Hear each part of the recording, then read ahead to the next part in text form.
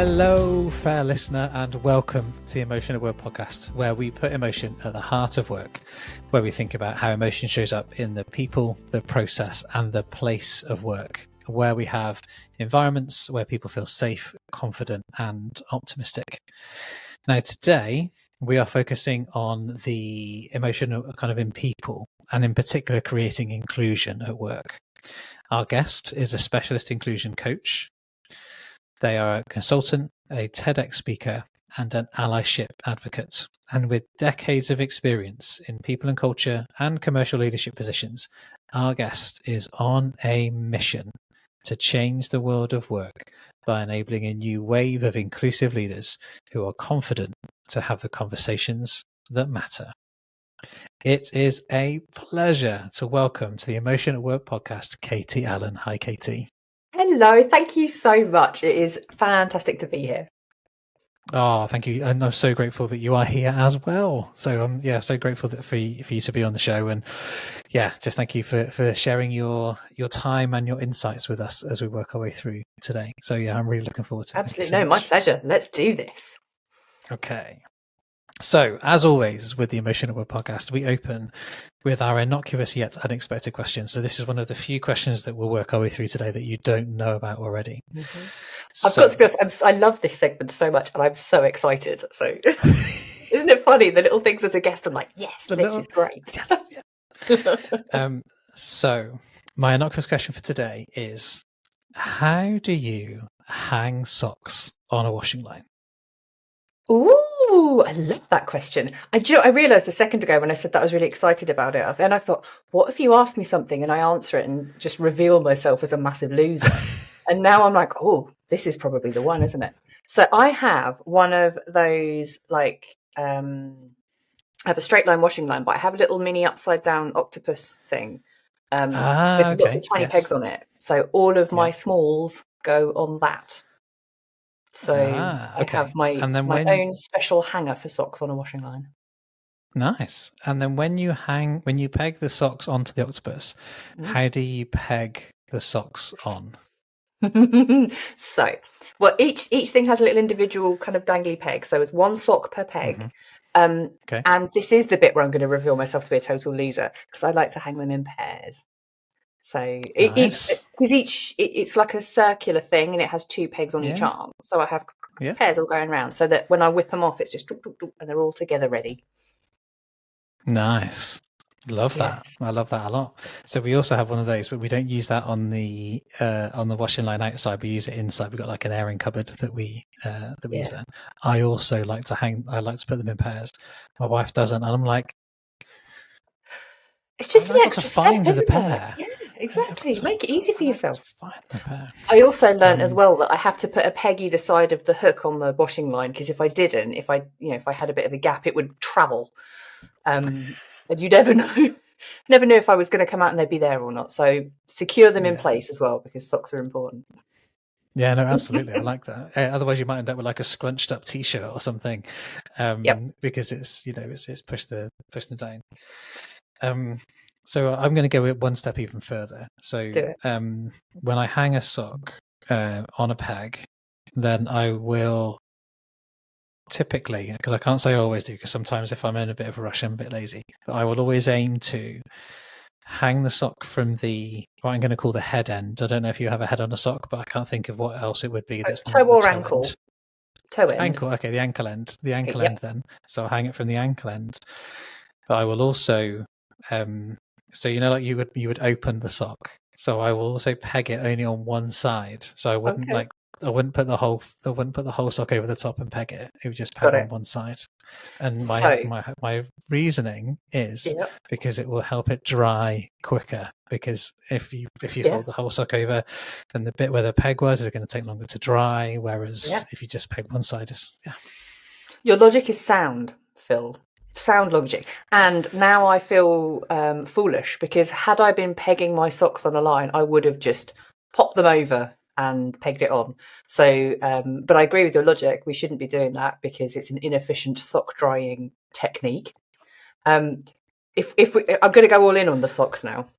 So on my octopus, I also hang from ankle end, because something about hanging at toe end just makes me feel weird. Like, why would you do that? And I know that that's completely unreasonable and based on nothing, because it is, at the end of the day, also just a sock. But for my gym socks, where they've got the weird little tab on the back, I hang it from the back of the ankle end of the sock, because it's got a little lump that's bigger than the rest of the sock, and it just feels like a natural peg position. So I feel like we have gone all in on socks. All in on socks. See, this is the joy, right? This is the joy of the unexpected yet innocuous question. Yeah. Because on what other show, fair listener, do you get to learn about sock hanging? I bet there is no other show in the vast podcasting world that exists. There is no other show that that allows you to understand more about how people hang their socks. It's an insight into our world, actually, isn't it? We should have more conversations about socks. Well, and also what we've managed to do in that is kind of create a moment of connection where we're similar. We have some similarities in terms of we both like to hang from the ankle end, or the head end, as I called it earlier on.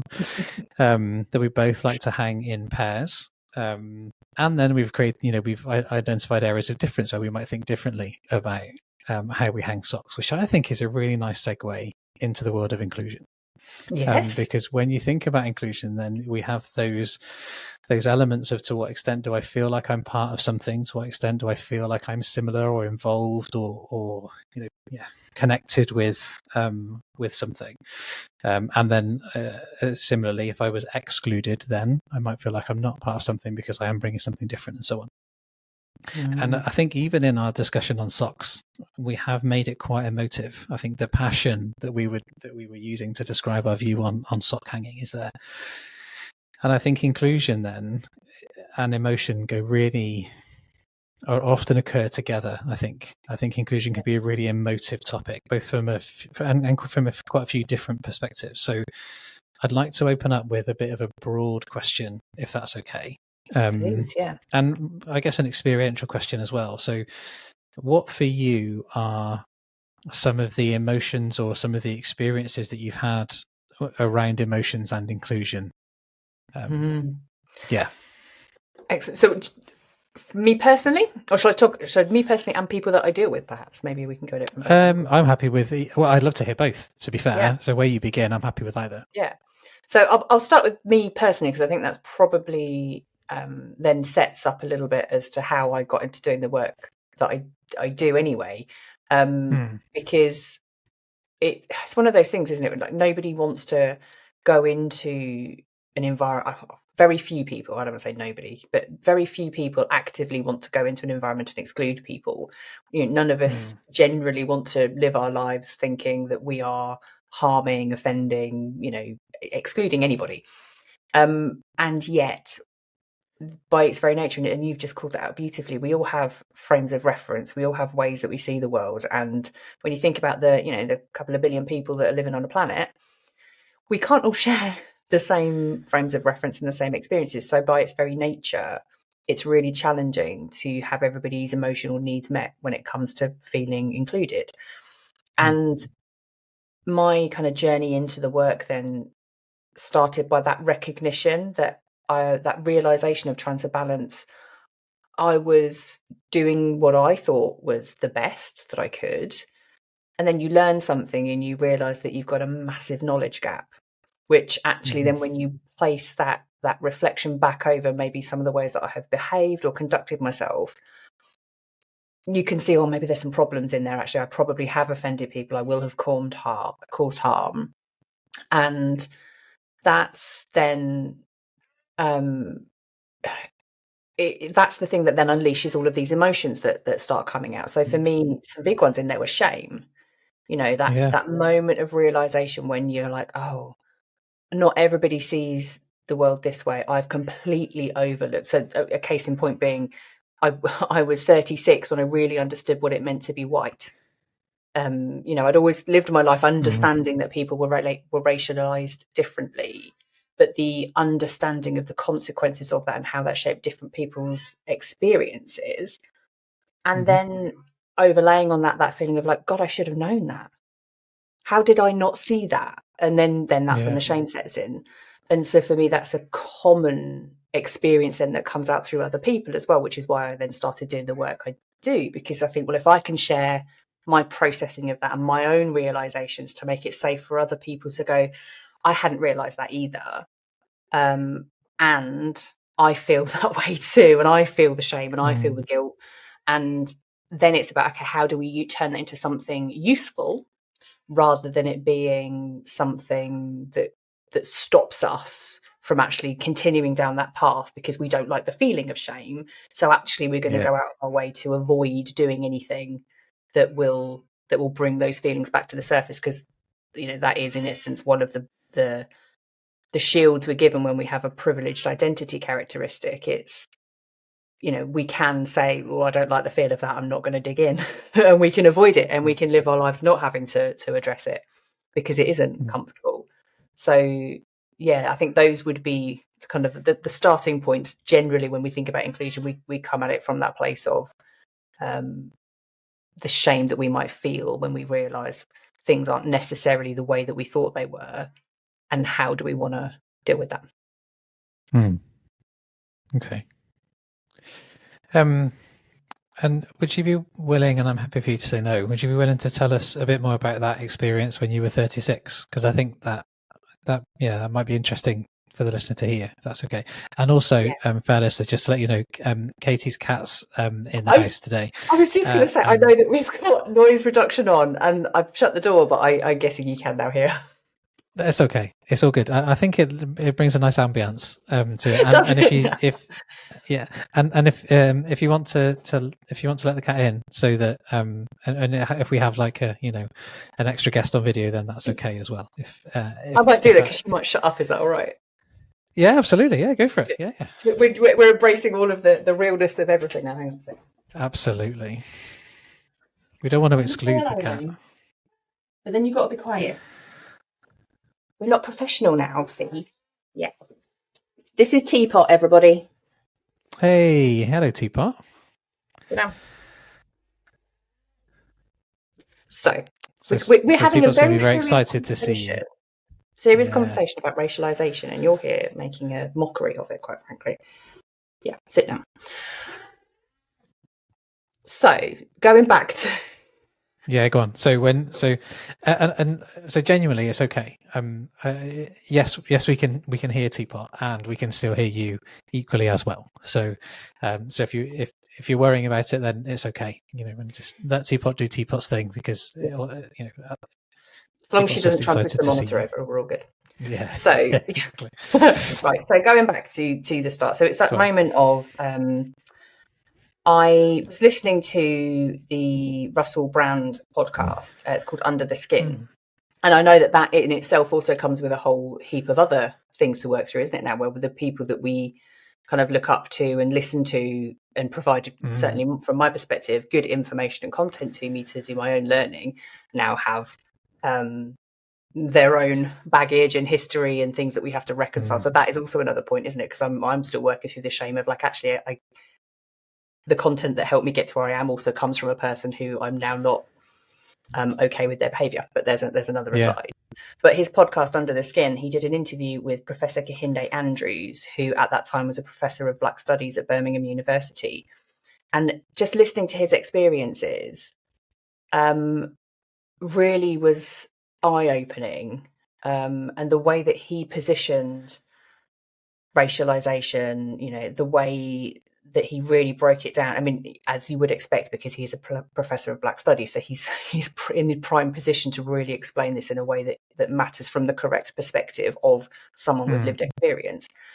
And it really dawned on me as okay, my experiences are nothing like that. I don't get followed around a shop, because I might be a security threat. In fact, my white privilege and I'm a smiley, for people who are listening without the video, I'm a fairly jolly, smiley, acceptable white woman in most spaces. I can, I'm fairly welcome most places I go. I'm never going to get stopped anywhere for anything. And if I am, I can turn on a great big smile and people are going to absolutely give me the benefit of the doubt. And I know that. But I hadn't fully understood that until listening to other experiences. And I thought, okay, the world is actually a very different place. And whilst I knew the history of race and racism, then squaring that circle with this is how it is in the current day, that for me was and then that's when the emotions come in, isn't it? It's the how foolish was I to have not known that, how have I got this far in life and not made that realization? But actually it is what it is, and that's okay. And it was then, what do I want to do with that? Am I going to allow the guilt and the shame of that to prevent me from going further down that rabbit hole and really examining, okay, what else don't I know? What else do I not experience that other people do? Yeah. Or am I going to say, well, that was uncomfortable, so I think I'll leave it at that. I've learned something new and I'm not going to go any further. And of course, me being me, that was no longer an option. Yeah. Oh, that's an interesting phrase. Tell me more about that. Me being me, that was never an option. That tells me something and nothing all at once. Go on. Doesn't it? I would describe myself as a curiosity magpie. So I like the shiny things, but I like the shiny things that when it comes to people's perspectives, I like sorry, I'm going to just let the cat back out. Sorry, and then go for it. Go on, clear off then. Yeah, goodbye.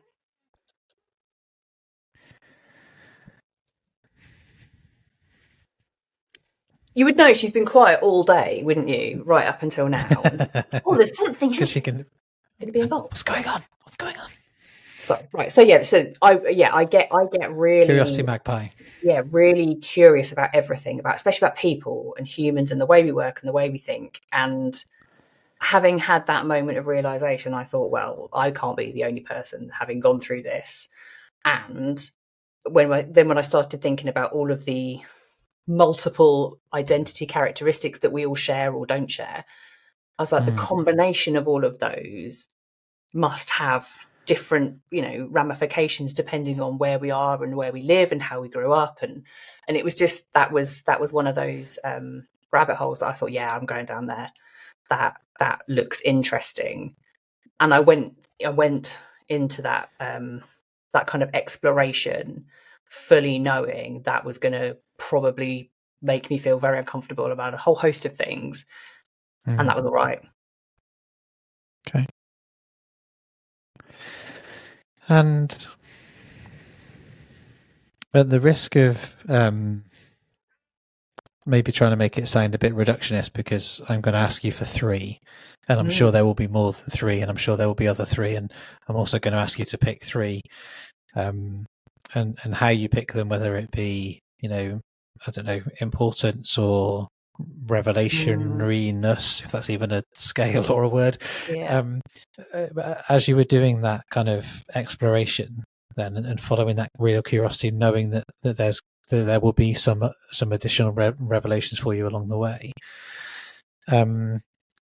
what might be 3 things that you hold on to now from that exploration that maybe shape your work or guide your thinking? Gosh, yeah, that's grand. So there are some kind of lines that I use really often that tend to have served me well and seem to work well in conversations with others. One of them being, multiple truths can exist at the same time. So my experience of the world is my experience of the world, and the things that are true to me are the things that are true to me. And that's okay. And other people's experiences can be completely different, and that will be true to them, and that's okay. And neither one of those things is necessarily right or wrong. It is just the combination of the way we see the world and the experiences we've had, and that is what's true to us. And I think once I kind of learned that, like, holding 2 things as being true at once, or or more, multiple things can be true at once. Yeah. You let go of a lot of judgment that might come with it, because it makes it a lot easier to have compassion and empathy for myself and for other people when I actually just take a minute and say, okay, well, I can vehemently disagree with where someone's at, but that is their truth. That is the way they see the world. That's what's going on for them. And actually, if I take a bit of time to understand that, I can learn more about why they've arrived where they've arrived at. And then I can probably learn more about why I've arrived where I've arrived at. And maybe I want to change my position, or maybe I don't. But that's okay. But it's all, and it's all okay. And it makes it easier to let things go as well. When you are, again, in the world of inclusion, we have a lot of, and I guess this would be the second thing, we have a lot of binary thinking that pops up, that, we're either very left or very right, where things are right or they're wrong, they're good or they're bad. And everything now, especially in kind of society and the media, it's all designed to create polarizing opinions, because that creates clicks and likes and shares and headlines and sound bites. And the world just isn't that clear cut. We as humans live in that grey middle messy space. And being able to let go of judgment of other people and of yourself, and also recognize, like, okay, that person is way, in a different space than me, and they believe that they're right. I can accept that they believe it and I don't agree with it, and that's fine. And it allows, I guess, it allows grace for me to not get hung up on other people's stuff as well. Yeah. Okay. And then you're going to want so a third. Multiple truths can exist at the same time. Yeah. There's lots of binary thinking. Yeah. And I think binary thinking generally is just really not helpful for anybody, because very rarely are there other two, unless you're flipping a coin, right? And then even then there's the remote possibility it could land on its edge. So, very rarely are there ever just two sides to something. And I guess the third thing would be, I suppose, from an inclusion perspective, there's no definition of done. And this is something I find in the work then that I do, is people expect to get to a point where they will know everything about everybody. Like, as if they could go on a training course or download a checklist, and I will know everything about how not to offend people or how to create inclusive environments. And you can never know absolutely everything about every other human and their combinations of things that go on for them. So there's no definition of done. All you can do is learn to lean in and be empathetic and listen and be curious and be courageous in how you have your conversations. But the work is never done. You will always learn something new. You will always have the possibility of getting something wrong, and that's okay, because, back to the first 2 points, it's okay to make a mistake, because multiple things can exist at once. Nothing is ever as clear cut as being right and wrong. So it's okay to put your foot in it, so long as you know how to handle it when you do.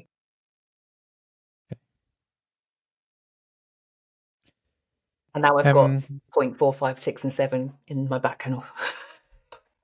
Okay, so do you want to do 4, 5, 6, and 7 as well? No, we're going to leave it, because otherwise I'll wang on forever. Are they important to you, and are they important for the listener to hear? I guess we'll go for a 4, because there's also something that I say often, is that there's a difference between intention and impact.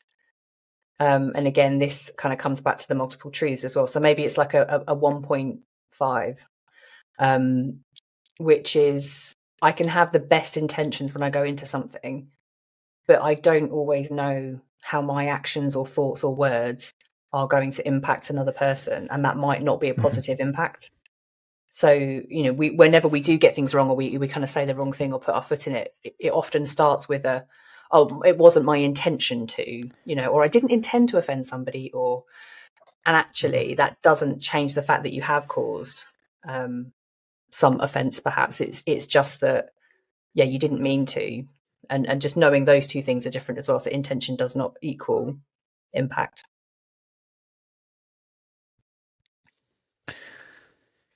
Okay. So you mentioned maybe a 5, 6, and 7. So are we happy with 4 being multiple truths can exist at the same time?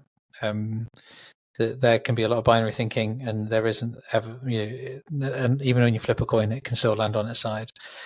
There's no definition of done because there's always more to learn, and there can be a difference between intention and impact. Yeah, we'll leave it there for now. Is there some? Leave it there. Okay. Yeah. Okay. So a few times, I think it's 3 times so far. You've mentioned about you mentioned offence in terms of either not offending, not causing offence, causing offence, and is that something that sits around the inclusion work consistently or regularly for you? Either the fear of causing offence, the act of causing offence, or the repair after causing offence? Yeah, absolutely. So I started doing this work, doing a lot of strategic work. I'm so sorry. It's okay. Go for it. This is such bad. I'm just going to leave the door open. I feel like I'm just going to give your listeners an explanation as to why she's like this. So I've had this cat for 10 years, but I haven't had her for the past 12 months. And I've only had her back in my house for 2 weeks. So she's very clingy and very needy. And she's good as gold when I'm not doing anything. But apparently, as soon as I start speaking to other people, she has opinions on everything. So sincere apologies. We're going to keep going. It's okay. Welcome back to the show. If interested, if you're watching without the visuals, she's a Sphinx cat as well. So she's odd looking. She looks like a little naked old man. Yeah. So offences. When I got into this work to begin with, I started coming at it from a very strategic. How do we help corporate workplaces create more inclusive environments? That was my goal. But I realised when sitting, especially with senior leadership teams, every conversation focused around the fact that they were, even within those spaces, which ordinarily would be psychologically safe because they have some of the most critical business related conversations take place, and differences of opinion are all valid and welcome. But they were having real struggles to talk about things like racism and sexism, misogyny, homophobia, all of these things that that we're trying to take away from their workplace if they exist. And they were really struggling to have those conversations in detail. And I kind of was then forming the opinion, well, you can't implement something that you're going to roll out within your organization, or something culturally that you're going to change, if at that level you can't sit and have these conversations because you're worried that you're going to upset somebody, you're going to say something and cause a PR nightmare, you're going to get cancelled. Those two things don't match. So that's why I then started to focus all this work on, well, how do we help people have those conversations? How do we get more confident? Because let's face it, a lot of large corporates, their leadership teams are generally men, they're generally white, they're generally of a certain age, they generally have similar educational backgrounds or socioeconomic statuses. So their frames of reference are quite similar. How do we encourage people to then think about the experiences of people that don't exist within that space, when all they know is if they say the wrong thing, it's going to end up on TikTok or something, and they're going to get in trouble. So that is where this whole offence thing came from, because when it comes to inclusion, generally people don't want to offend one another, because they're worried about the impact that will have on another person, or because they're worried about the impact it will have on themselves as a result of getting something wrong.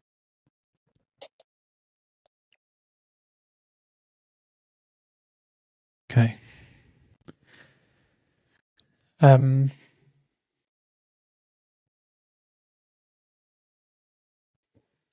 So how might then those experiences of aiming to work with a board senior leadership team to think about how they create inclusive organizations, how they create inclusive teams, how they create an inclusive workplace, recognizing that in between themselves they would find that conversation difficult to engage with and explore through their worry or their fear of offending, and what that might mean for them personally or publicly. Because you said that's where you begin. So how have those experiences shaped kind of where you are now then? So yeah, how has that shaped kind of where your work is now? It's a really great question. It's shaped it into more. It's made everything more about the human conversation and the human connection. So when you think about kind of, workplace strategy, a lot of it can be quite theoretical, quite practical, quite process driven, as well as having these kind of real human conversations about lived experience and making spaces safe. So now the focus is really more on the human aspect of the conversation, of the understanding, that how do we look to where our own knowledge gaps are, and how can I identify those and how can I address those? And a lot of it, I guess, has shifted to helping people with personal accountability and responsibility. So rather than thinking, well, what am I doing, essentially to my workplace, it's what am I doing within myself, and how am I creating safety for myself to be able to have this conversation confidently. And from an emotional perspective, a lot of that then involves us having to address our own fears. We have to go very inwards and think, well, why am I scared about making this mistake? What do I think is going to happen? It's unlikely that I'm, when we talk about people getting cancelled, but actually it's one of those eventualities. Nobody really gets cancelled. Half the time, well, more often than not, what happens is we find ourselves on the end of something quite uncomfortable and quite a difficult conversation, or, being exposed in some way as not being perfect. That might be point number 5 if I was going to crowbar another one in later, that, there is no such thing as perfection. You just cannot get everything correct. And yet we still try as humans. So we still try. We want everything to be the best that it can be. We don't want to make mistakes, but we will, inevitably. So how are we checking in with ourselves and making it okay for us to lead by example by making mistakes, to be more curious, to be more experimental in exploring things and doing our learning more publicly? And that is something I wholeheartedly advocate for, certainly for people in positions of power and leadership. The preference is always for people to want to do that learning quietly behind closed doors because it feels so vulnerable. But actually, if you can share your learning journey to the people within your organization, it makes it completely safe then for other people to explore their own learning journey. And it sets a really different tone, again, around you don't have to always get things right. What we can do is work on this together and create a culture where interaction, conversation, connection is actually at the heart of it, and being vulnerable and human is not only perfectly acceptable, but it's the norm. It's recognizing and to be clear as well, these things not only benefit inclusion conversations, they just benefit conversations. Because if I can get used to being oftentimes if we think about, for example, something like disability, there'll be so many people thinking, well, the term disability can mean so many different things, can't it? It can translate across so many different people and places and environments, and that could be a barrier to people saying, well, I don't know what's okay to do or to say, or how do I ask this question? How do I use the right terminology? And actually, if we start role modeling, well, okay, if I'm trying to create a space that is disability inclusive, how do I get that information? Who do I need to be speaking to give me that advice? And how do I show up and say, I don't understand this. Here is the way that we work. How can you advise us to make that more inclusive for people with disabilities? And then someone's going to say, okay, well, what disabilities? And then you have that conversation, and it becomes more practical, but from that place of vulnerability. And if you can have that conversation, you can have any conversation. Yeah, agree. So part of the reason that I was asking the experience that you had and then how that informed your practice now is because I think and I'm risking now making a generalization, and all generalizations are unfair. And I was trying to put myself in the listener's shoes, and I know a number of our listeners work within organizations, and they may well be trying to affect change in and around the inclusion area, whether that be explicitly as part of a role they might have, or implicitly as part of the practice that they want to take. And so what I was going to ask next then is what have been your what would be your, I don't know, not really a fan of top tips, but I've said it now. What might be your recommendations? There you go, that's a better one. What might be your recommendations for someone who is thinking, right, I really want to do more, to think about and act in a way that's more inclusive in my team, in my organization, in my whatever. What might be some of the recommendations that you might have for people? Great question. So one of the again, coming back to one of the easiest places, well, not the easiest, the most simple of places, but maybe not the easiest to begin, is within yourself, and have a think about what is your own personal frame of reference. Where did you grow up? What were your experiences like? Who did you grow up with? Who influenced your life? Who do you go to for advice? And how different are all of the people that shape your thinking and have influence over the way that you have built your frame of reference of what the world is, and then pick something that is different to that. Pick something outside of that and do some work. Get curious. Think about, okay, what would a different experience be, and how might that be different? And spend some time getting to understand a frame of reference that is different to yours. And just notice the emotions that come up. Notice how you feel about that. Notice like physical reactions, because again, I know, especially when you learn the big stuff, that you feel is the stuff that you think, I should have known that and I didn't. Physiologically we feel it. I sometimes get a bit sick in my stomach, or I might get a bit flushed, or there's things that happen. So just pay attention to yourself and what's coming up, and then have a think about, okay, what, now I've learned something more, what do I want to do with that, and how might that inform conversations that I might want to have going forwards? How do I want to use that information? And because when you come at something from an I place, it's so much easier to have that conversation,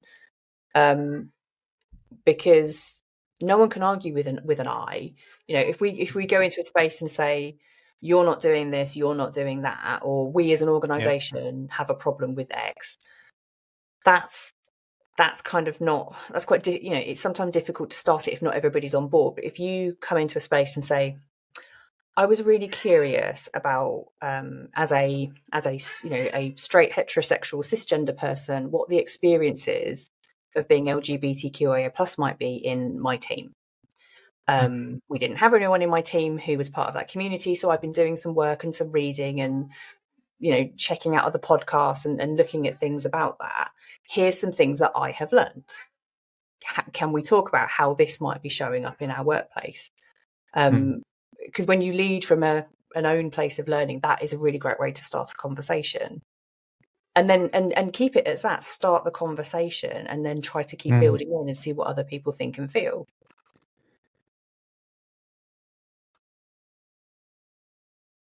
I know it's not really a top tip. It wasn't very snappy. I'm trying to you have to figure out how to turn it into a soundbite. Well, I went from top tip to recommendation. So yeah, I think always we start from a place of I, and look towards your own knowledge gaps or your own experience gaps. What do you notice? If you're going to work one day, think about from the moment you get up in the morning to the moment that you go to bed that day. If you are someone who has got hearing, what might it be to navigate one day as somebody who is deaf? How would that feel for you? What are the barriers you might exist in that day that you wouldn't have noticed otherwise? And just pay attention to that, and then use that as a point of curiosity to start a conversation. So this is going to look, it might risk looking like I've set this up. So next to me is this book on my desk at the minute. so because I've been doing quite a lot of work with a charity called Hearing Dogs for Deaf People over the last, I don't know, 6-7 months or so, and I've spoke to people about their lived experience of deafness, and some people who are profoundly deaf, other people that are hard of hearing, some people that have been profoundly deaf since since birth, other people whose hearing has deteriorated over time, and so the notion that deafness is generic, or that deafness is experienced in the same way, it's just so far away from what the reality is for people who are deaf, hard of hearing, and or have experienced hearing loss. And it's also, I also find it really interesting in terms of the narrative of those with hearing saving those with hearing loss, or through providing support, whether it be emotional support, practical support, or in this example through a hearing dog partnership. The idea that through the work that we've done, we've made your life better, it really jars with a lot of people. They're like, well, my life was pretty fucking good already, thanks very much. I don't, yes, what your charity has provided has been immensely helpful and immensely beneficial, but you haven't made my life better. You just, you've helped me achieve tasks. You've helped me feel safer. You haven't saved me. You're not like a savior that's come in and made it better. So I think it's really interesting, and it's an experience or set of experiences that I just don't have, because my hearing is here. It's good. I've always had hearing. I've never not had it, and so therefore I can never know what it's like to have hearing loss, whether it be degenerative or profound. So I thought, well, if I'm going to be working with an organisation that works with people that are deaf, I need to understand deaf culture, because otherwise, I'm risking doing things and completing work that pardon the pun, is then tone deaf, because it doesn't reflect the experiences that that people have had. Exactly that, and there's also that point in there, isn't there, that again, when we think about frame of reference, we go through our lives thinking, well, I'm always a fan, again, there's another little takeaway, point 6 probably, there's no such thing as normal. All there is what we've normalized for ourselves within society, within our organization. It's what we have normalized that is the thing that we accept. There is no such actual thing as normal. But when we think about, in the example there with hearing loss, we see normal as being a person who has hearing, and then whether no one would voice it this way, but the way that we conduct ourselves is that someone who has less hearing or no hearing is therefore less than. And it's not, like you've just said, it's not true. It's just different. They experience their life in a different way, and that's their life, and they are no less a human person than anybody else on the planet. They just experience life differently. And that's where that savior mindset comes in, that we think, well, we need to have everybody's close to what I experience as normal as possible, because that's what we want. That's where we're at. And it's like, well, no, we just need to create a space, a society, a workplace, or whatever, where people can be themselves and they don't experience barriers. Yeah, definitely. And I kind of wanted to loop back as well for the emotion side on top of that as well, because then if you think about, if I'm trying to navigate life in a way that society is set up to serve people who do fit this kind of definition we've created and we've normalized, and then people that sit outside of that, it takes extra energy, extra effort to try and navigate the world that isn't made in a way that works for you. And then that is more likely to lead to kind of, less positive emotional states, isn't it? When I'm tired because I'm having to try harder, I constantly feel like everything's an uphill battle for me in some scenarios. And that takes an emotional toll on people, which then is going to change the way that they interact with their families and their friends. And it just is additional effort, it's additional cost. And that's well, if we put it that way, it's unacceptable, isn't it? Really, why are we creating a society where actually we are as a society creating barriers, and we are disadvantaging people, and they then have to pay the emotional cost on top of that? Absolutely. One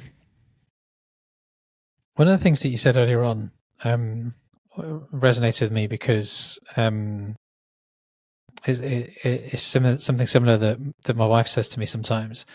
So, as a bit of context, my wife works in education as a special needs coordinator, and so one of the things that she kind of works with teachers and schools on is how to create an inclusive classroom, how to create a classroom that's meeting the needs of the children that are in it. And one of the things that really sort of sticks out from the research she's done, the studies she's done, the qualifications that she's done, is that what works to make something inclusive for somebody with autism, for example, is also good for everybody. So it's not just a case of, I'm making an additional thing over here to be inclusive for this person. Actually, it makes it more inclusive for everybody. Similarly with with somebody with dyslexia or somebody with physical differences or physical needs, doing those things is good for everybody. So I was curious as to kind of how you meant it in the context that you were using it as then. So to do things in an inclusive way is good for everybody, rather than just the individual or the person or the group you're trying to include. Would you be going to tell me a bit more about that? Yeah, absolutely. I mean, we often think about the term in the workplace, the most familiar term is a reasonable adjustment. And actually, that makes it, again, we're coming at it from that less than. This person needs a thing, and it's just applicable to that person. But actually, when you look at processes, procedures, policies, ways of interacting, the way that you run a meeting, there are so many things that you can do that, yes, they might benefit that particular person, but like you said, they will benefit probably everybody, or at least most people. So if you are removing barriers to participation for one group, you're removing them for everybody, probably. If you're making your application process from recruitment processes more simple, if you're giving people multiple options, so rather than just submitting your CV and cover letter, you're also allowing people to do online videos or other submissions as well, or then actually you're giving everybody the opportunity to participate in that way. And if that works better for other people, then that's the thing that works better for other people. So yeah. Okay, wonderful. I think one you mentioned the experience that you had when you were 36, when you said you understood what you understood what it meant to be white. So one of the an experience that I had was when I was listening to a different podcast show. So I'm a big fan of the Mind Tools for Business podcast. And in 2022, they had an episode where they had two authors, so a lady called Gina Greenlee and Margaret Greenberg, who've written a book called The Business of Race, which is a great book. And one of the experiences they were describing was how, I can't remember if it was Margaret or Gina, was with a friend, and they were talking about race, and the friend said, "Yeah, but I don't see colour. Like I don't. That's not. I see you as a person. I don't see. I don't see colour in that way." And I can't remember if it was Gina or Margaret. And at the same time, the bit that stuck out for me was that I say, "Yeah, but then you don't see me. Like if you're not seeing colour, you're not seeing me, or you're not seeing all of me." So I understand I can't remember the exact words they used. What I took from it was, I understand the intent of what you're trying to say. So maybe this is playing into your head and impact bit, which is to say, your race doesn't change how I feel about you. Which on one hand I can understand and I can make sense of it. I can appreciate what you're doing there. And at the same time, if you're not seeing my race, then you're not seeing me and all of me. You're only seeing part of me. Yeah, absolutely. It's a whole person. We are a whole person, and also we have to understand that everybody is racialized. Like when we talk about race as if it's a thing, and it's not. It's a socially made up construct. But we all have pigment in our skin, so we all have skin color, and we can't hide that. And we can't do anything about it. It is who we are. But the way in which that has been used as a category of racialization is a societal construct, and our society has then given certain characteristics and levels of power depending on essentially our proximity to the whiteness of our skin. So often white people forget that we were racialized too, and that benefited us. This system of racialization has worked for us, and it is working against people who are black and brown. So it's about understanding that. So when we use phrases like, "Oh, I don't see color," generally it's coming from a place of it's not important to me, but that's probably because I'm white, and it's probably because it's never had any impact on my life. Whereas if someone has had a different experience, it would be very important, because actually every day when I try and navigate the world, I'm treated a certain way as a result of that, whether it is consciously and overtly, or implicitly and insidiously. Like that is how our society was created. So we have to unpick all of that, and that's why minimizing it down to it. It's all okay. Like, I like you, and it's like, yeah, but you don't see me. And it's sorry, just as a build, it's the same as when people say, when we talk about sexuality, and people say, like, well, why do we have to know what goes on in people's bedrooms? It's like, you don't. Quite frankly, it's not anyone's business. But we've built a society that favours a heteronormative, right? We've normalized heterosexuality, and anything that falls outside of that, there are additional barriers that exist in people's lives. So, for example, people in same-sex relationships might have to be incredibly careful about where they book to go on holiday, because it could be illegal in another country, and they might face imprisonment if they go there. Currently, transgender people have to be incredibly careful about pretty much everything that they do. So again, it's not just about like, why do we have to talk about that? Why can't we all just keep it private? It's like, because that only favours people who benefit from the system that's been created. So it's not about knowing what's going on in your bedroom. It's about understanding the implications of sexual orientation or gender identity. And that's the bit that we need to get comfortable with. And when we spoke off air, as part of my kind of setup for each of the shows that we do, I always ask, always is untrue actually, because I haven't always done it. Nowadays, I consistently ask my guest a question of, what's the story that you would love to tell? I find your response really interesting in terms of you. And again, I don't want to get the word. I risk getting the words wrong, because they're my words, not yours. And it was around your sexual orientation then, in terms of how sometimes you will let people know what that is, and they just go, oh, and feel like they don't, because they don't understand it or don't know what it means, and they just don't do anything with it. And when it happened, when we were speaking, I was like, I think I know what that is. But at the same time, and because I had like a whole dilemma in terms of, do I ask more? Because I could ask more, but actually I'd rather ask more in the show, because then it feels more authentic, because I'm asking the questions. I'm asking to explore something that I know I don't understand fully in a first-hand way, rather than doing it in a second-hand way, if that makes sense, because we'd have done it in the preamble and then we'd have done it again now. So I was worried after we finished that you might have thought, well, Phil didn't actually ask any more questions about that. Why did he just leave that there? And there was a reason, because I wanted to sort of explore it with you now. So I hope that Yeah. A, makes sense, and B, that's okay.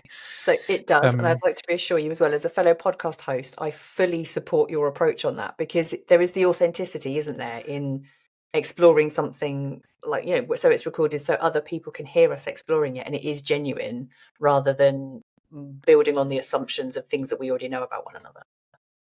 Absolutely. Yes. Okay. Thank you then. Thank you. So what is asexuality for you then? Or what is your asexuality? Which was the better way of phrasing that question? I'm not sure which one was better. I don't know. We'll go with either. Yeah, because and I'll explain why either can be correct anyway. So again, multiple truths. I'll just rewind a little bit for your listeners and viewers. So I am part of the LGBTQIA plus community, and I'm the A letter at the end, which is asexual. And I have not always known this. I have lived the majority of my life thinking I was a straight person, because when I was at school, there was no education around LGBTQIA plus. Let's put it this way, around sexual orientation anyway, because Section 28 was in existence and it was illegal to talk about things.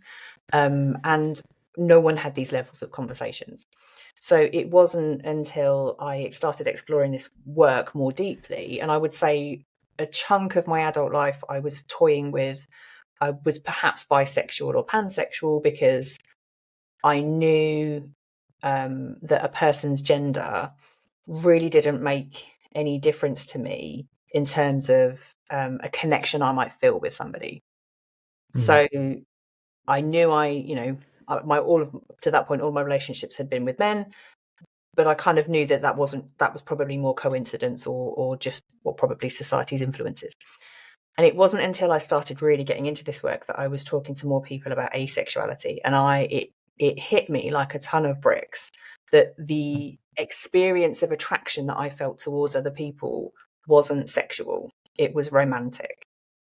And I had a fantastic conversation with my best friend when I started learning all of this. And I said to her, like, how does this work for you? Because I thought when you say someone's hot, like that just means they're pretty. I was like, what's hot to you? And she was great. She helped me understand all of it. And I thought, I don't have that. I don't have any of this. And I kind of started thinking, I thought, I've never experienced this. So that was my light bulb moment when I realised, A, that asexuality was a thing because there's not enough education on it, and B, it was me. And it made my life so much easier because all of a sudden, a lot of things made a lot of sense to me. And for people, and again, this is why when I say to people about asexuality, it's the tail walker of the LGBTQA plus community. Nobody's talking about it because, quite frankly, most people can't be bothered to get all the way to the end of that because it feels a bit like alphabet soup. So people get as far as LGBT, maybe then they go plus, and that's okay. That's okay. But also, if I'm in conversation with anybody who says LGBTQIA plus, I feel seen immediately. I feel included, and like this person is safe, because even if they don't know what it means, they've made the effort to get all the way to the bit that includes me. And I'm like, okay, well, if you can get there, I can make a certain assumption about you that you are willing to put in the effort to learn. And if I say I'm asexual and you're like, oh, I wonder what the A was, I'm really going to engage with you and have that conversation, as opposed to someone who just says LG, I don't know, whatever, all those letters, whatever that is, the pride stuff, right? That for me, I'm like, okay, I'm not going to share any of this with you because it's probably not going to land well. So asexual means it's for people who experience little or no sexual attraction. So I'm in the camp of none. I have learned I don't experience any of it. And it's not gender based, it's across the board. It's just not a feeling that I get. And when you said, how do I experience asexuality? Yeah. So asexuality is an umbrella term, and there are lots of different categories that sit underneath it, in the same way that for people who do experience sexual attraction, it's called allosexual. And allo simply comes from the Greek to mean other. So it means that your sexual attraction goes to another, whereas mine stays within me. It doesn't go anywhere. So I have no orientation. My orientation is none. So under all of the experiences of people who do have that, so under allosexual, where you might be, it might go outwards towards people of the same gender, to people of different genders. It might not be gender specific. In asexual terms, there are various different categories as well. So for me, I don't experience any. There might be some people who only experience sexual attraction under very specific circumstances. So they might have to be in a very kind of long-term, loving, deeply emotional relationship. And then those feelings might present themselves, but up until that point, they won't.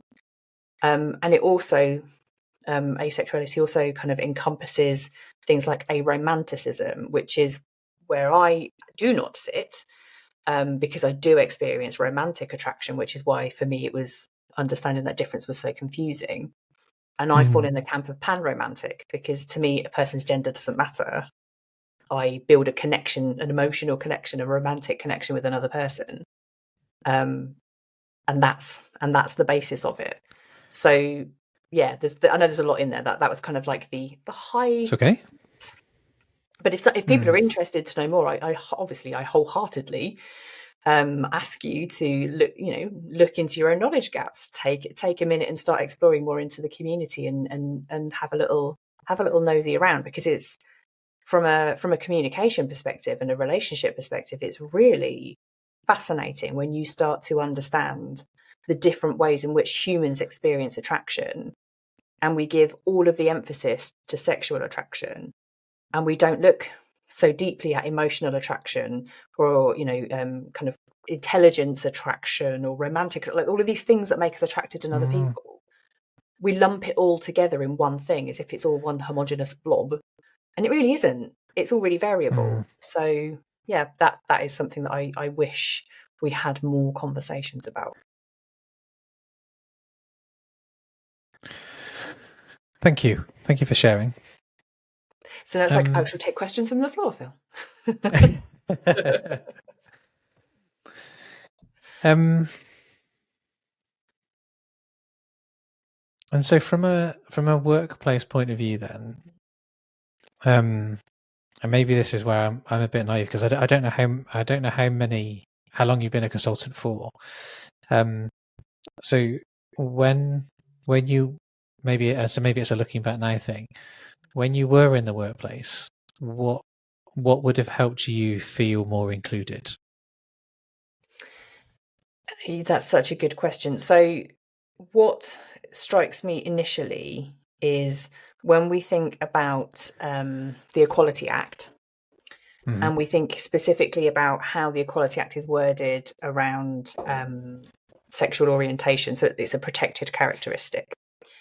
And if you have a good HR team who understands all of the spectrums of sexual orientation, a workplace might well include me in that category.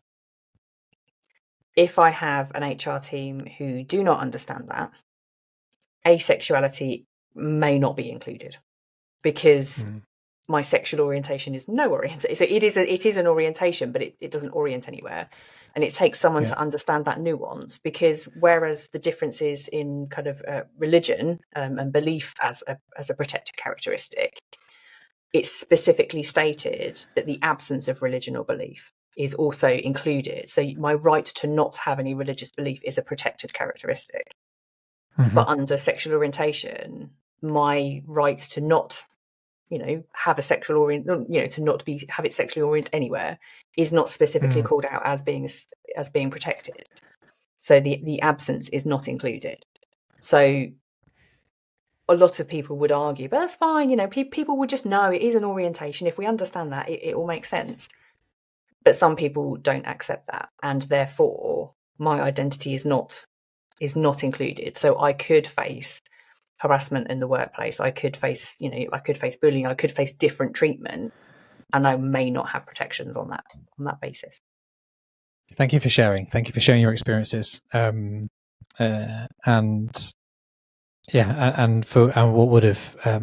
what would have helped or would have been beneficial for you, helps you feel more included when you're in the workplace. So that's fabulous, wonderful. Thank you so much for sharing. And just generally, people understanding that it was a thing would have been really useful. Because it's often, then there's the nuance, isn't it, that I am, to all intents and purposes, to the rest of the world, if I'm currently in a relationship with a straight man, so to the world it just looks like a heterosexual relationship and we're treated as such. So in some ways I'm not going to experience any discrimination. But then when I start telling people that I'm asexual, I get comments like, but you're too attractive to be asexual. And it's like, what does that mean? How and the things that people say, again, I take it to be their well-meaning, but actually it's really hurtful. What does that mean exactly? So think things like that it would, if people understood it more, it would maybe stop the kind of the wondering whether it's okay for me to share that with people or not, or am I going to have to explain how this works. And because I don't mind, I'm pretty open, I don't mind having conversations about it, but the constantly having to kind of justify, oh, but you're with a man. Yes, I am.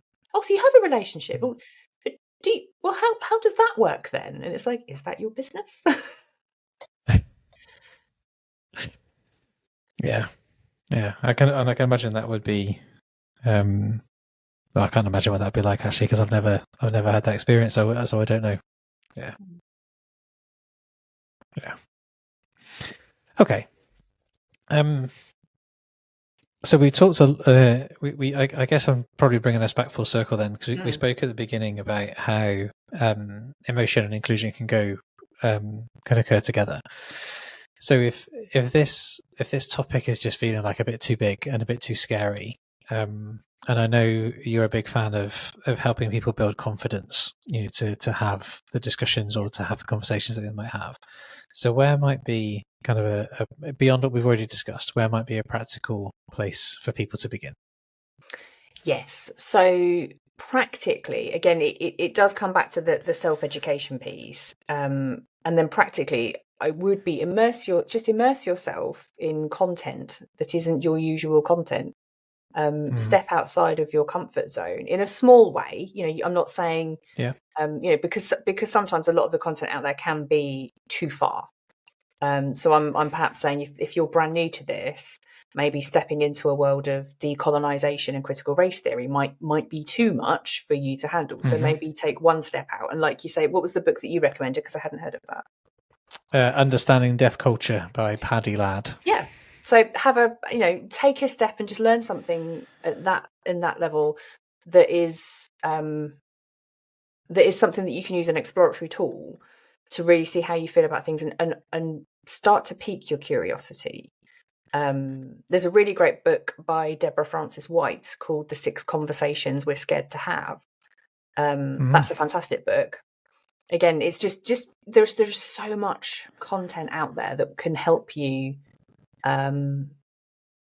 just take smaller steps or start a conversation, or mention that you've listened to this podcast to someone in your office or your family and say, I'd really like to have a conversation. How do you feel? Share the episode, have a conversation, talk about it, talk about points of difference. How can you use this as a conversation starter?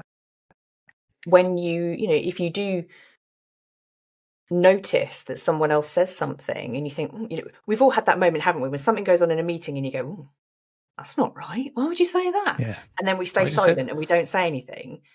And I'm not saying that you have to say anything, but notice it and notice what you noticed and why it had that impact on you. Why did it make you feel a certain way? Can you name that emotion? Can you name that physical feeling? And then explore it, have a think about that and see where it takes you. Wonderful, love that. And then the second one would be, then let's say a manager or colleague is listening to this and wants to create an environment which feels safe and inclusive. What's one thing that they could do tomorrow? Ask your people. Ask the people in your team. So I will guarantee that if you have improvements to be made, there will be people already in your teams who know what those improvements are. And I say this as a consultant who comes in, people bring me in externally, and the first thing I do is speak to people in your business to find out what's going on in your business. Now, admittedly, people usually tend to open up quite more quickly to people who are external, because there's that element of psychological safety and trust with the kind of the anonymity of it.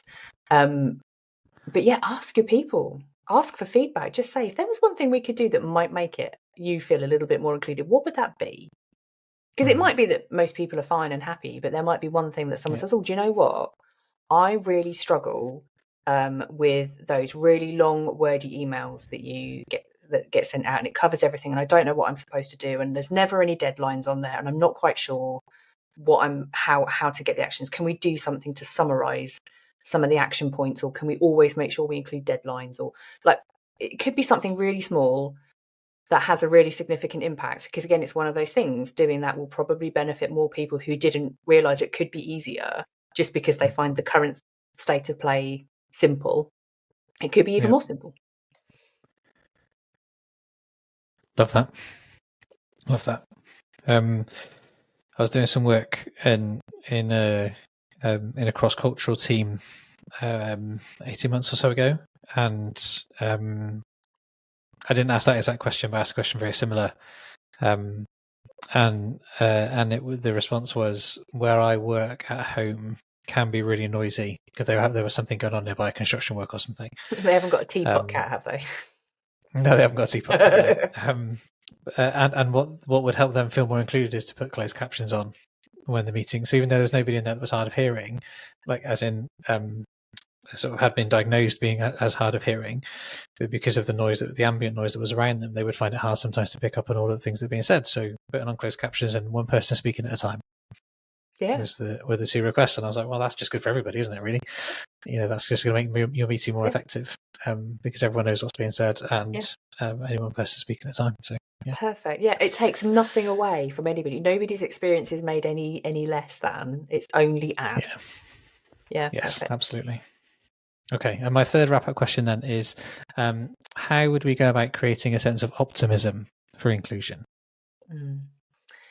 I think, personally, rather than seeing inclusion as this like additional task that is to be done, just recognise that the minute you put someone on your payroll, the minute you interact with a customer, the minute you have someone in your supply chain, anywhere, any touch points in your business where you have human people, you are doing the work of inclusion. And then it's just to what extent, how well are you doing it? So if you want the optimism in inclusion, every step that you can make to make each of those touch points more inclusive, so more people can access your services, more people can buy your stuff, more people can get promoted within your organization, you win. Every step you take, you win. Why would you not do that? Love that. Okay, and then if people wanted to get hold of you, Katie, how would they get hold of you? Okay, my playground is LinkedIn. So if anybody wants kind of general chit chat and conversation, that is where I am. I'm also perfectly happy for people to reach out via my website. I've got a contact form there. If someone has a specific question and they don't want to drop it in a DM, they can pop it to me through my website.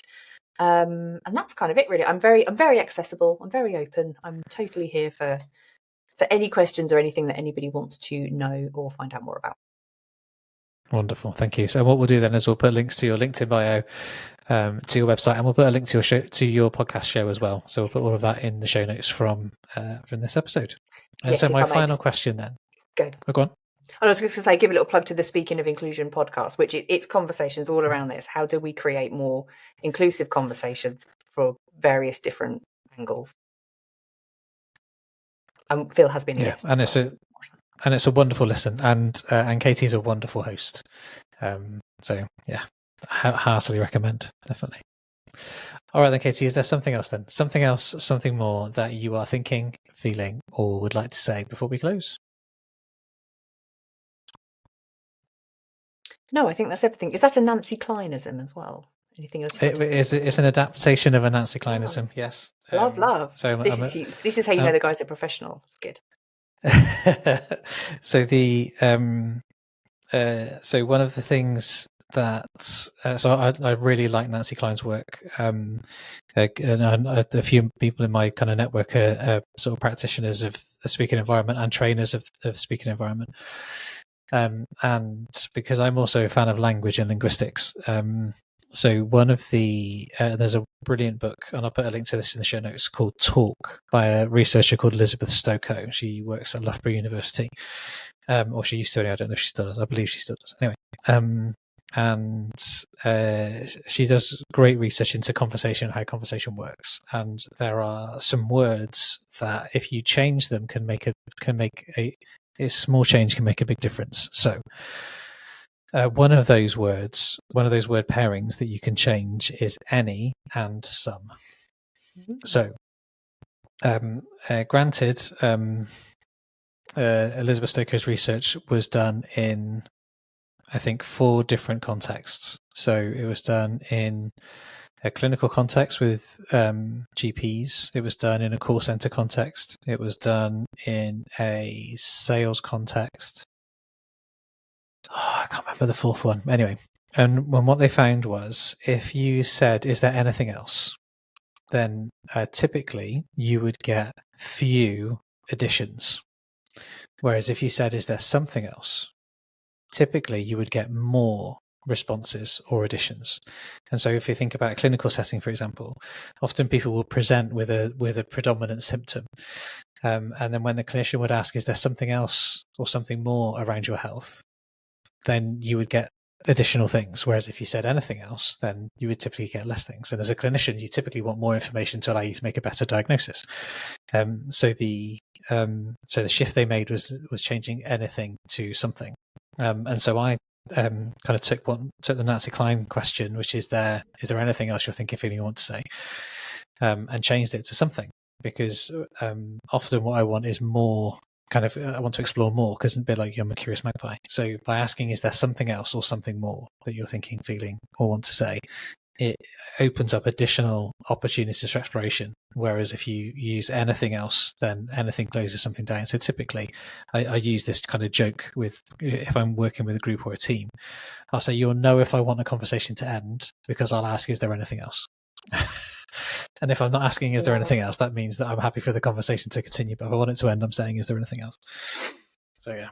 I love that. And thank you for that explanation, because I think that's brilliant. And if I may, I will steal the word change, because I think that, and it makes sense even hearing you say that question about when you gave the clinical example. I thought, actually, even hearing it does sound different. It makes me feel like I want to respond in a different way. So I think that's fantastic.